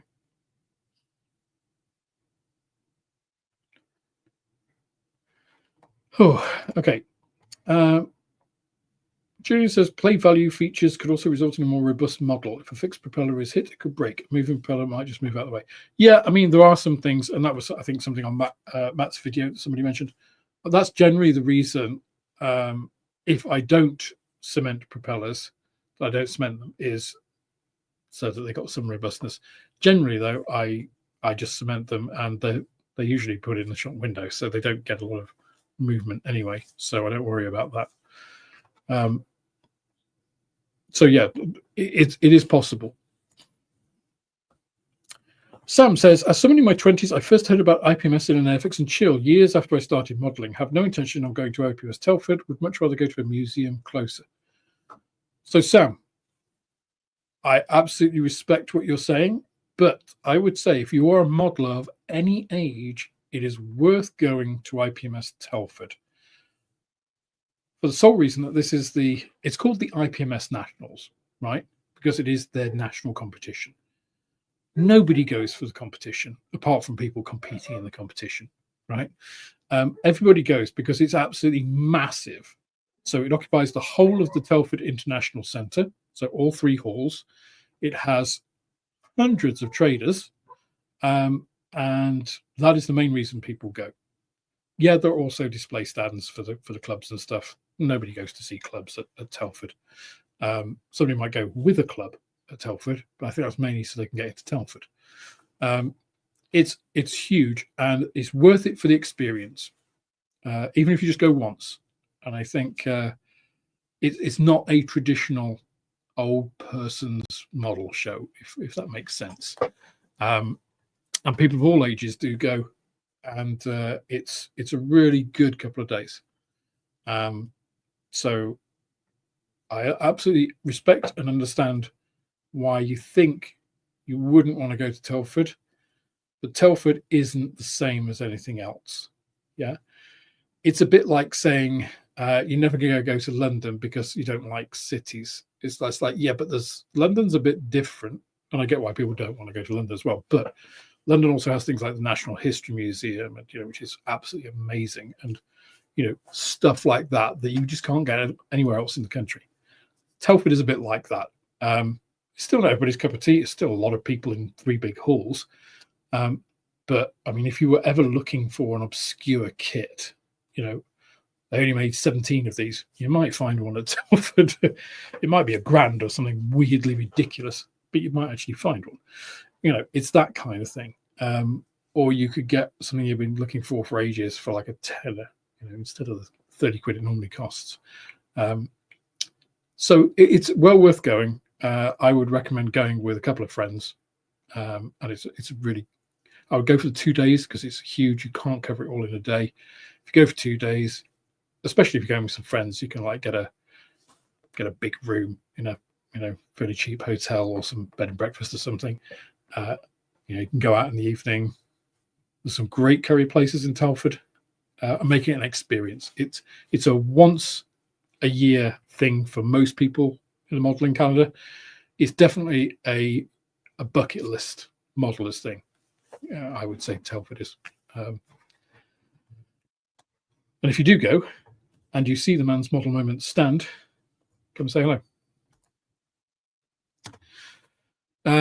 Julian had to go. Hope all is well, Julian. Jim Brooks says, I tried to get my sons into modelling. One wasn't interested. The other is into Warhammer. I wouldn't take either of them to the IPMS show. They would be bored. I only go for the traders. Well, exactly as we just said, in terms of why people go to Telford, it's mainly going for the traders. Yeah, so Games Workshop used to have a stand at Telford, and they don't anymore, sadly. I think Forgewords, does Forgewords still have one? Maybe not, but they used to do pre-orders and stuff, and it used to be quite a big thing. There is an increasing amount of Warhammer like models on display in the competition as well, so there is stuff to look at for the Warhammer things. But yeah, I mean, depending on age, it's I would say it's a bit much to take a couple of, or a younger individual. Once you're 18, especially if you're going with some friends, I think it's more of a viable prospect, let's say. Adrian said, the next time you see your Airfix rep, he will be in a full Kevlar suit and probably look like something out of Warhammer. So I've said the same thing to both of the Airfix reps I've had, and to Dale as well.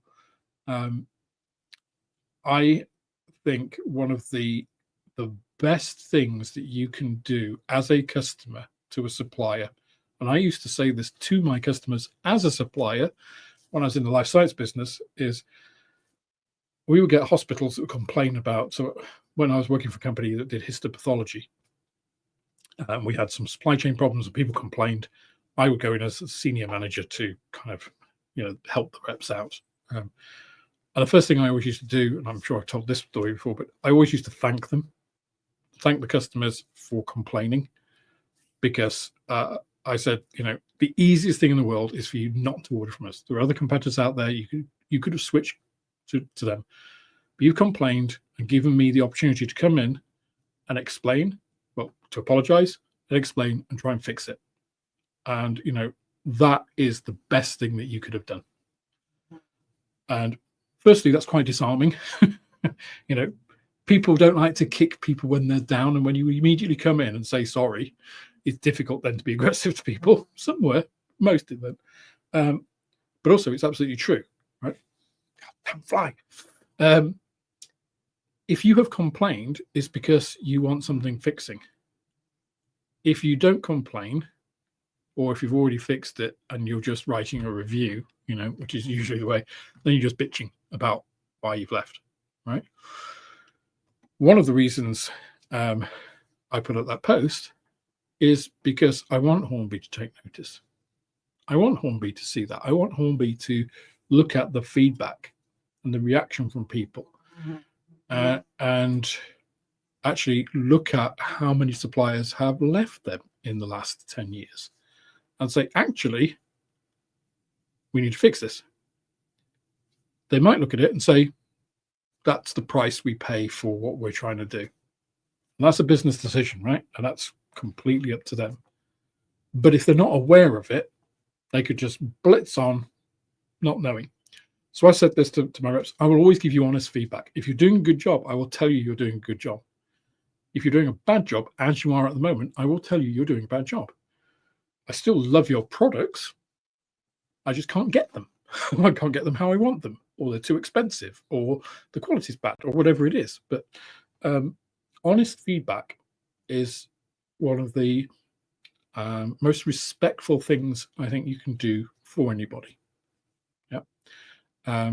Whereas if I just told the Hornby rep, oh, it's all great, it's all good, yeah, no problems, and then I do the email complaining, it's like, one, it makes me look like a liar, an hypocrite, and two, how does that help me? You know. So yeah.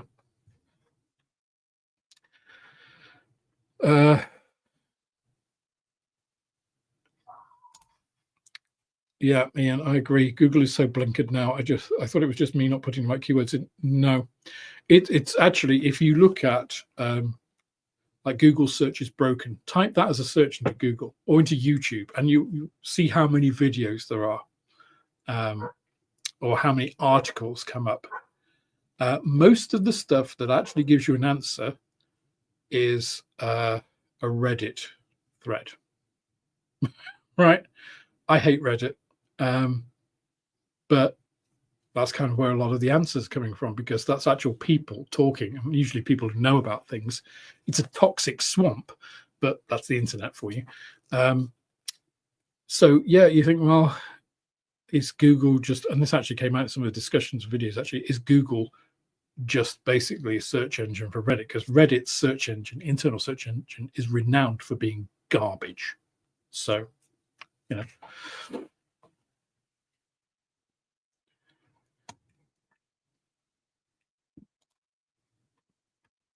Craig says, I will never be able to go to Telford unless it moves away from Remembrance Weekend. Yeah, I think it's a good and a bad thing. Being on, I mean, we've had this discussion on Airfix and Chill a number of times. It's great. You know, the minute silence at Telford is an experience by itself. And again, I think it was Sam, wasn't it, who commented before, who said he wouldn't go. Just want to get his name right. Okay, I don't know. I've missed it. There's so many. It's a good question. It's a good problem to have, right? There's so many chat things I can't see it. But it's another reason to go. I think not another reason, but it's another experience. The minute silence at 11 o'clock on Sunday morning is quite moving, I felt. You know, I don't know how many thousands of people are in the hall at the time. I don't know, 5,000, 10,000 people, and it goes dead silent. And it is, and then you have the last call on the bugle, and that's a powerful thing, you know. And nobody's enforced, you know, nobody comes around, you know, shouts at the beginning or anything. It's just as the call for it, the whistle, bugle call, whatever. And then it's silent. Well, you know, there's a little speech, and then it goes silent, and that is something by itself, you know. And then it's gone, and afterwards, everybody's back to it. But I think that's quite good. But of course, anybody who has to be somewhere for Remembrance Sunday, so often members of emergency services, members of the military, you know, all those kinds of people, it means they can't go. So it's kind of restrictive in that way. Yeah, I mean, it's a difficult one, that. It's like it not being 2 days. It's like if they extended it a day, you know, so it's maybe Friday, Saturday, and Sunday for those people that can't do weekends, you know, including Remembrance Sunday. But of course, that's another night stay. It's an additional cost. Blah blah blah blah blah. All those things. Would it dilute the overall event? Would it pay for itself? You know, that's an interesting question, isn't it? Would it make it more accessible so you'd actually get increased attendance? Would people go for 3 days rather than 2? Or will a lot more people go for 2 days but vary it Friday, Saturday, or Saturday and Sunday? So there's a lot there. Would that mean that traders would do more business? So we'd be more likely to want to invest to come? There are a lot of variables there. And I have no desire to be in the IPMS to work them out. I wouldn't. I'd be happy to be a consultant, paid consultant, not doing it for free. But I don't really want to be in the IPMS and have all of that. Other search engines are available. Yes, weirdly, AOL on America Online is apparently not bad, which is weird because back in the day, everybody laughed at AOL. So if it's come full circle, in all that time, 30 years of the internet, we shall see.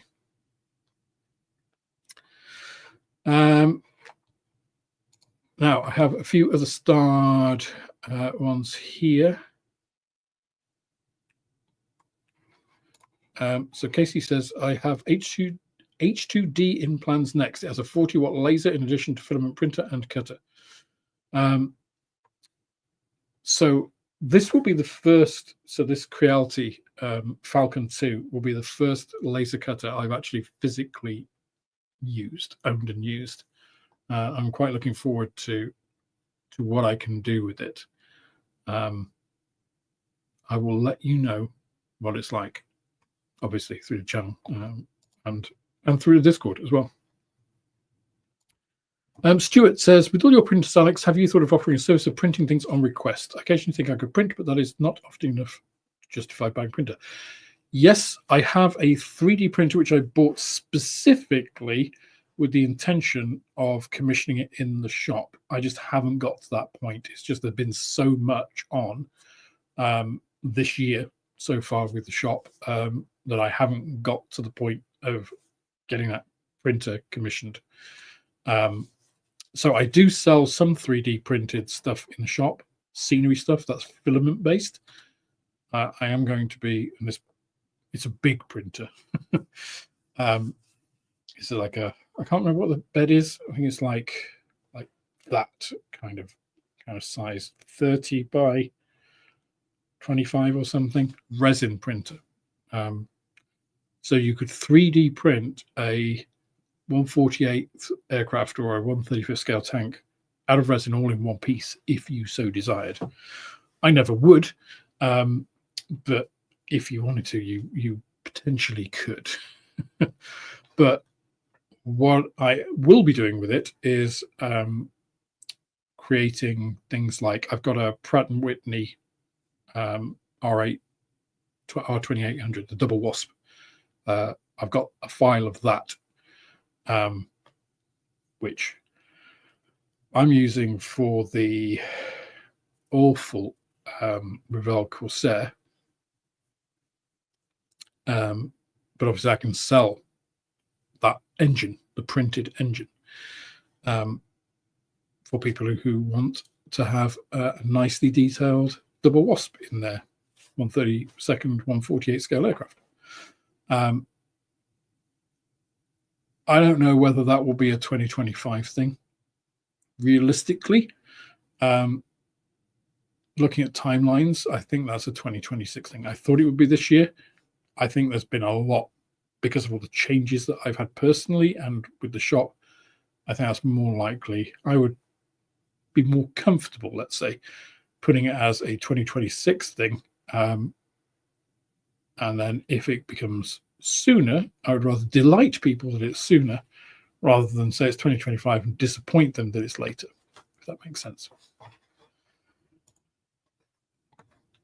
Also, 3D printing as a service is a slightly different thing than doing it for yourself. I would accept things in my prints that a consumer might not. And I probably would only do stuff that I would sell in a shop rather than 3D print to order necessarily, because there's a lot of variables, right? And you could try printing things 6 or 7 times and not work properly. And And if that goes outside somebody's timeline expectation or cost, you can end up making no money, a bunch of pain for yourself for no gain, or reputation loss, which is even worse. Right?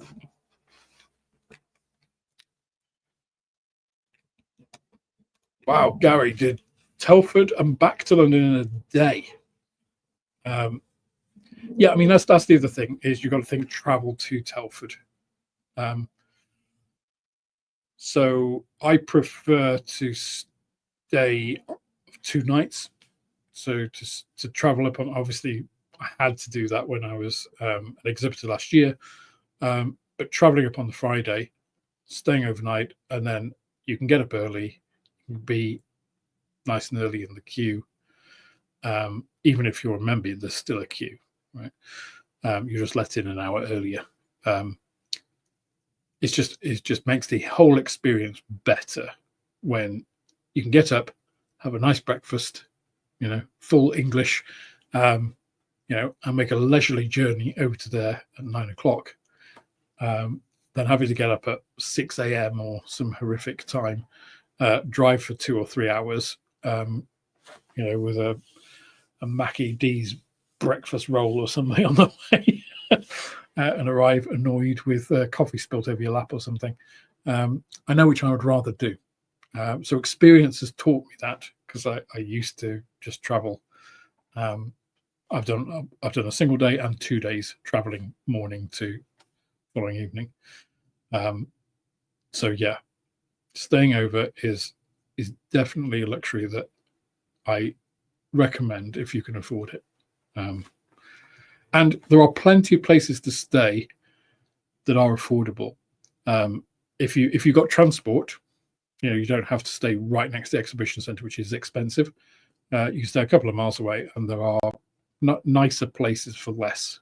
But obviously you're not right in Telford Centre, so you have to travel. If you've already got a car, that's not really an issue. I admit, obviously, if you're traveling by public transport and stuff, that's a bit more problematic. But if you have a car, if you've got transport, that's what I would tend to recommend. Anyway, that brings us quite neatly to our 2 hours. So we went over a lot of birthday stuff. I'm still thinking about full English. Went over a lot of birthday things. I think the grand consensus was money. Just give us money. Just hard cash. Moolah.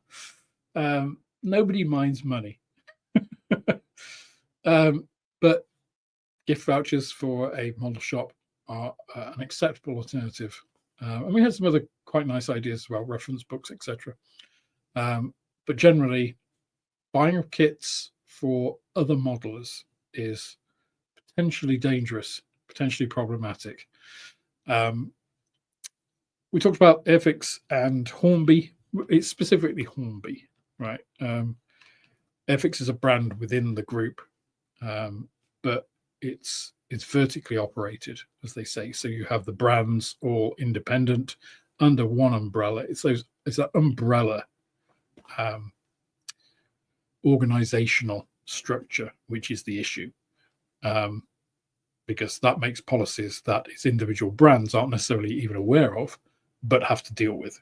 And if you are a Hornby brand retailer, so you're selling the rolling stock, a new release there of a train, I mean, trains can be over £100 each. So making an MOQ or MQS of 2 or 3 of those, you've already hit your MQS, so you've not got no issues. Airfix kits suffer because they aren't as much, which is, it's a nice reason to have the problem, but it doesn't fix the problem, right? Now, however that is dealt with, whether it's a readjustment of this policy or if it is directing retail to wholesalers, I don't know.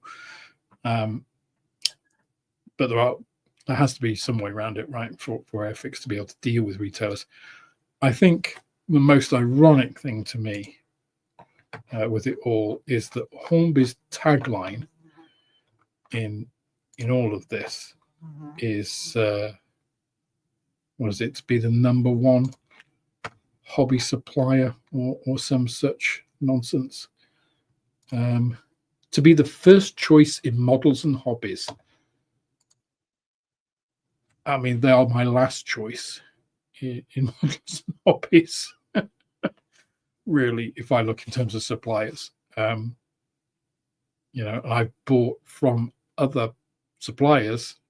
I bought Airfix kits from other suppliers in preference to buying them direct, which says an awful lot. So anyway, thank you all so much for joining me tonight on my various witterings on birthdays, breakfasts, the state of the hobby, whether it's growing, the state of the high street, which is a little bit sad. I hope you have a great rest of your week. I hope you have dealt with the heat so far okay, and hopefully it will settle down a little bit, not be quite as oppressive as it has been in the UK. If you're elsewhere in the world, I hope it's been nice where you are. And I wish you a very good modelling week. And I'll see you potentially on Friday on John Alex stream for Scale Model Inc. Live. So other than that, and the next video, I shall see you guys anon. Okay? Cheers, guys.